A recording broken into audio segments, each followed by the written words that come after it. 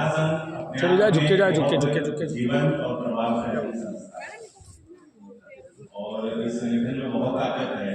लेकिन आज जैसे कहावत होती है ना कि उल्टी गंगा बहा, तो उल्टी गंगा ही बहा दिया आज के जीवन में, क्योंकि जब महामहिम राष्ट्रपति के पदभार को संभालने वाला व्यक्तित्व हमारे बीच आए, रामनाथ जी ने सकारात्मक संदेश दिया बाबा साहब को और सबको उनके शब्द थे हमारे लिए प्रेरणादायक। और उसके बाद जब राष्ट्रगान हो गया तो मेरे समझ में अब हम लोग यहाँ ज्यादा और अपने विचार रखते हैं शायद उचित होगा, लेकिन फिर भी मैं आपकी भावना का सम्मान करते हुए और इतना प्रयास और इतना शानदार कार्यक्रम आपने आयोजित किया है, मैं ज्यादा कुछ नहीं कहूँगा, अपनी तरफ से बधाई दूंगा महासंघ को, पूरे देश के जो डेलीगेट्स यहाँ उपस्थित हैं। ये कुछ तारीख ऐसी होती है कि अगर हम तारीख को नहीं मनाएंगे तो फिर वह तारीख इतिहास में दर्ज तो रहेगी, लेकिन जो सबक हम सीखना चाहते हैं और अगली पीढ़ियों को जिन विचारों से जोड़ना चाहते हैं उस विषय में हम सब लोग। और ऐसी ही तारीख है 26 नवंबर, जिसके पूर्व संध्या में आज उसी उपलक्ष्य में यहाँ उपस्थित हैं। बड़ी खुशी है, कल सुप्रीम कोर्ट में बाबा साहेब की विशाल प्रतिमा का अनावरण,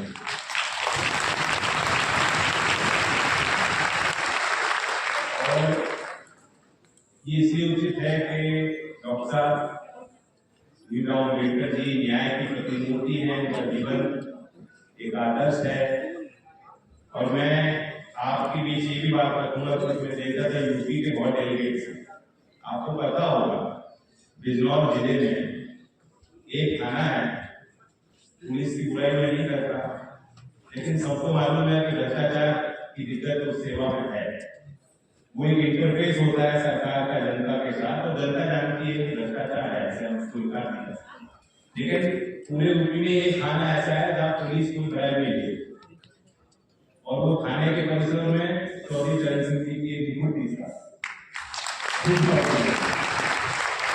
मैं भी थोड़ा सहज महसूस करता हूँ वहाँ थाने के अंदर, कभी धीरे में जाऊंगा तो कार्यकर्ता कहेंगे कि पहले माला करो, तो मैं भी असहज महसूस करता हूँ।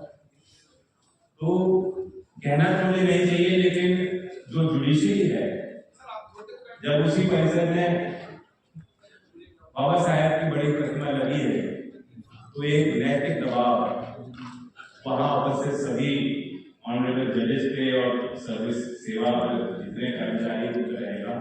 और ये जुडिशरी को सोचना चाहिए कि एक बिंदु जो आज आपके प्रतिवेदन में मांगपत्र में है ज्ञापन में, यही है कि जुडिशियल सर्विसेज को ओपन अप किया है। जिस तरह देश का पार्लियामेंट, देश की संसद समाज के आईने के तौर पर देश की राजनीति होती है, और कोशिश होती है सभी राजनीतिक दलों की भागीदारी हर वर्ग की उस सदन में हो, लोकतंत्र में हो, तभी वो लोकतंत्र की जड़ें मजबूत मानी जाती है। उसी तौर पे जो लोकतांत्रिक संस्थाएं हैं उनका मेकअप भी डेमोक्रेटिक होना चाहिए, और इसी जुडिशियल सर्विसेज में से जुड़े लोग ये जानते हैं कि अभी भी जुडिशरी में वो भागीदारी वंचित समाज के लोगों की, अनुसूचित जाति जनजाति के लोगों की, पिछड़े वर्ग से आते और ग्रामीण क्षेत्र से आते हुए लोगों की, महिलाओं की कम दिखाई देती। तो मैं उम्मीद कर सकता हूँ कि बाबा साहब की मूर्ति वहाँ परिसर में लगा है, एक बड़ा परिवर्तन आने वाले समय में जुडिशरी के कार्यक्रम में आएगा।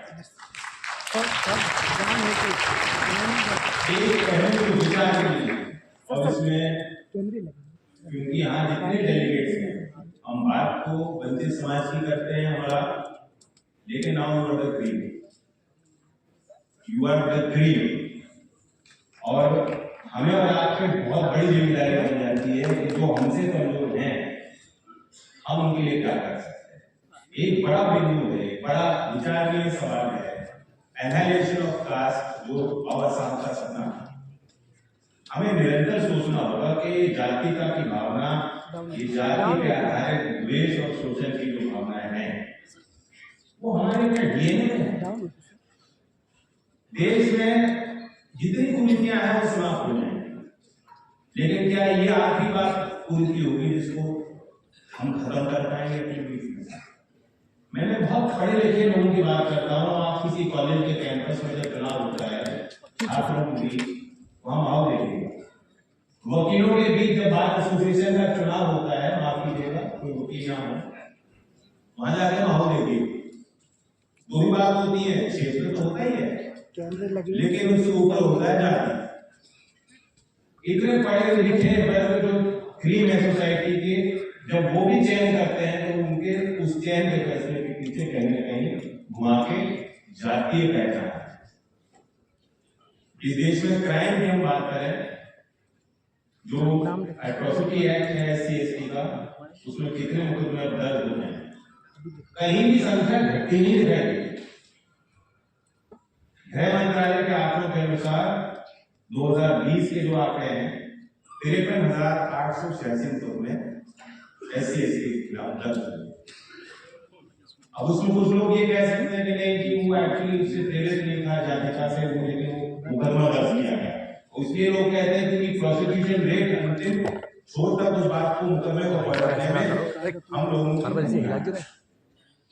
इसलिए मैंने शुरुआत की जुडिशरी में सवाल लगाए हैं। ये सब हम सबको सोचना चाहिए कि हम इसको काबू में नहीं ला पाए। मैं एक और बात रखूंगा और फिर अपने वाणी को विराम दूंगा। वो एक ज्वलंत मुद्दा है जाति जनगणना। 1931 के बाद हुआ नहीं देश में। अब एक बार वो जानकारी हमें मिल जाए कि सामाजिक और माली हालत सब लोगों की देश में क्या है, उसके बाद आप किस प्रकार से उनको मुख्यधारा में लाने के लिए योजना और नीति और कानून बनाना चाहते हैं, वो बात की बात। अफर्मेटिव एक्शन आप क्या लेंगे, वो सरकारों की नैतिक और संवैधानिक जिम्मेदारी बनती है, लेकिन वो बाद में करें। पहला तर्क तो ये है कि जान तो लीजिए, आंखें पे जो पर्दा लगा है उस पर्दे को हटा तो लीजिए, देश की वास्तविकता को देखिए। बिहार ने एक एक्सरसाइज की है, कुछ राज्य में ये मुद्दा राजनीतिक सरगर्मी पे है और पार्टियां भी सत्ताधारी है या तो सत्ता में आना चाहती हैं, वो ये कह रहे हैं कि हम राज्य में जाए। देश में भी ये प्रक्रिया होनी चाहिए, इसमें अलग अलग राय हो सकती है, ये राजनीतिक ढंग से नहीं है, लेकिन जो बिहार की एक्सरसाइज है हमारे राज्य सरकार ने किया, मैं बधाई देता हूँ।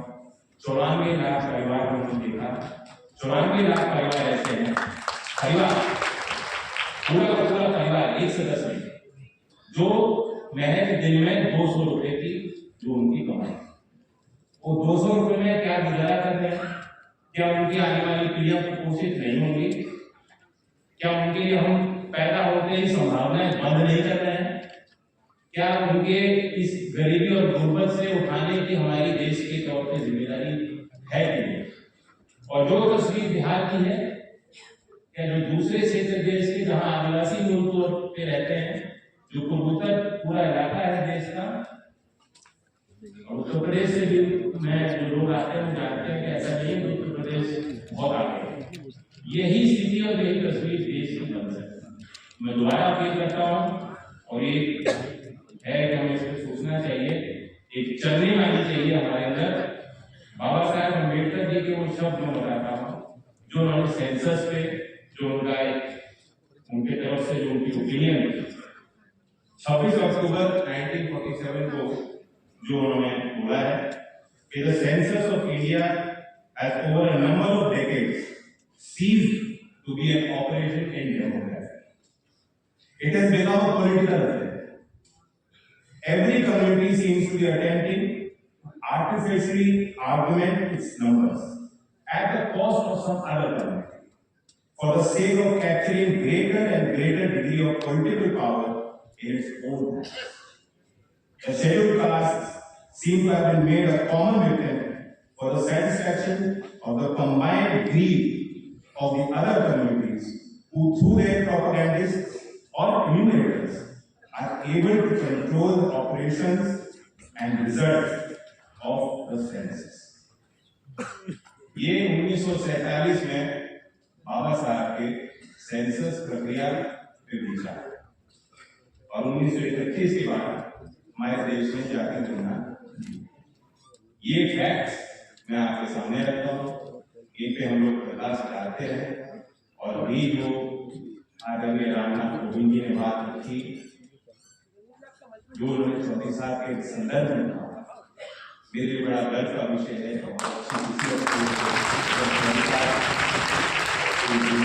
किसी भी पहलू पे सार्वजनिक मंच से बात होती है, क्योंकि बहुत कुछ हमें सीखने को, दोनों ही उन महान व्यक्तित्व के बारे में बोलता और सच्चाई।